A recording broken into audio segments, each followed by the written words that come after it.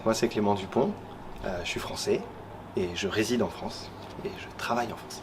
J'ai obtenu mon doctorat à l'Université de Bretagne occidentale. Mon domaine d'études correspond à la géographie et aux sciences humaines. Actuellement je travaille dans un cabinet de conseil en France qui s'appelle Stratégie Mer et Littoral. C'est du secteur privé. Je suis ingénieur de recherche et donc j'ai à la charge certains projets de l'entreprise dont je suis le leader. Et je viens en assistance sur tous les autres projets sur lesquels on travaille. Je suis satisfait la plupart du temps. J'aime beaucoup la diversité des projets avec lesquels on travaille. On change tout le temps. On a des partenaires variés, principalement en Europe, mais aussi dans d'autres pays. On a une activité qui est diversifiée et dynamique. Mais disons que certains clients sont plus complexes que d'autres à satisfaire. Certains partenaires sont plus complexes que d'autres à faire collaborer. Et il est clair qu'on est soumis à, puisqu'on est en contact avec des décideurs principalement, les recommandations qu'on est amené à faire sont souvent mises en balance avec d'autres priorités et que donc on peut être parfois frustré de ne pas voir nos recommandations appliquées. Mon poste actuel ne nécessite pas un doctorat. En revanche, c'est un vrai atout pour décrocher des contrats, bien évidemment, et une plus-value pour l'entreprise.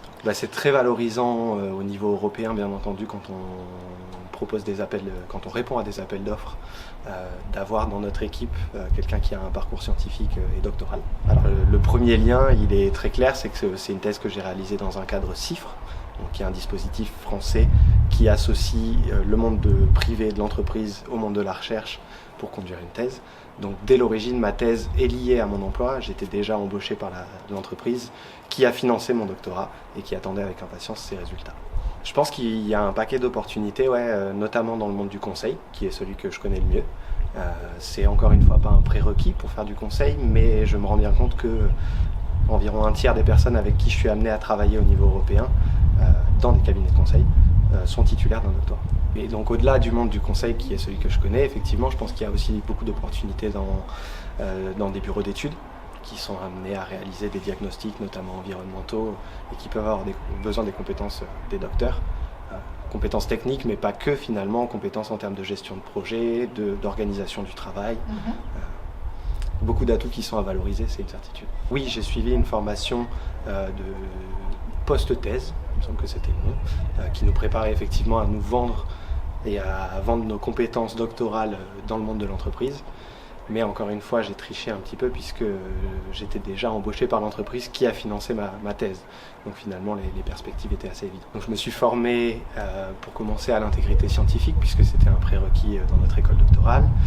Je me suis formé à la relation avec les étudiants, à l'enseignement d'une certaine manière par le biais d'un projet Sciences et Société qui m'a permis donc pendant 4, 5 ou 6 mois de suivre un groupe d'étudiants transdisciplinaires sur une thématique de vulgarisation scientifique. Au-delà de ça, j'ai suivi des formations plus techniques sur les logiciels que j'ai été amené à utiliser pendant ma thèse, sur la rédaction d'articles scientifiques. Donc en termes de connaissances fondamentales, c'est des compétences très spécifiques à mon sujet. Ça traite de planification de l'espace maritime essentiellement, et plus largement de toutes les politiques appliquées au monde maritime et aux acteurs qui à la fois utilisent cet espace et le gèrent d'une certaine manière. Donc, principalement des compétences liées à la gestion de projet, des capacités d'adaptation pour se faire aux contraintes qui émergent durant ces 3 ans de travail, et une vraie gestion du stress, puisque c'est quand même une sacrée épreuve.